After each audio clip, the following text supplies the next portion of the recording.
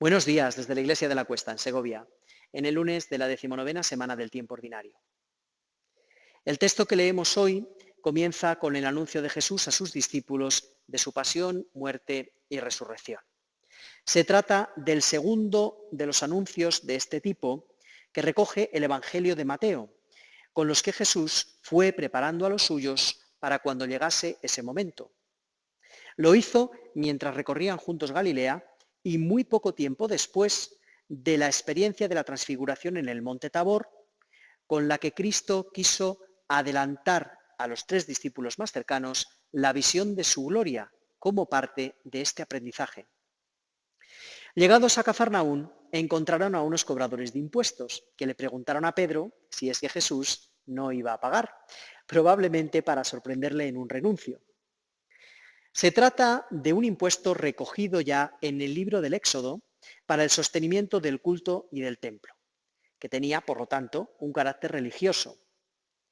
No debía ser tan extraño que algunos judíos se negaran a pagarlo, porque en tiempos de Jesús había algunos grupos, incluso algunos de origen sacerdotal, que habían renunciado al templo por considerar que se había mundanizado. Por ejemplo, los esenios.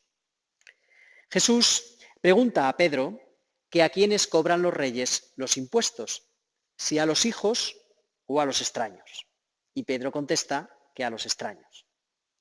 En efecto, los hijos están exentos del impuesto, dice Jesús.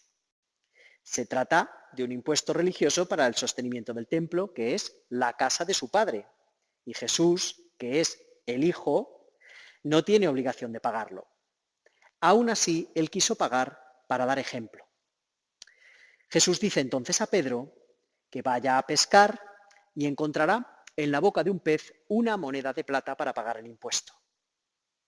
No es que Jesús quisiera hacer un milagro en favor propio. Él renunció expresamente a hacer esas cosas cuando fue tentado en el desierto.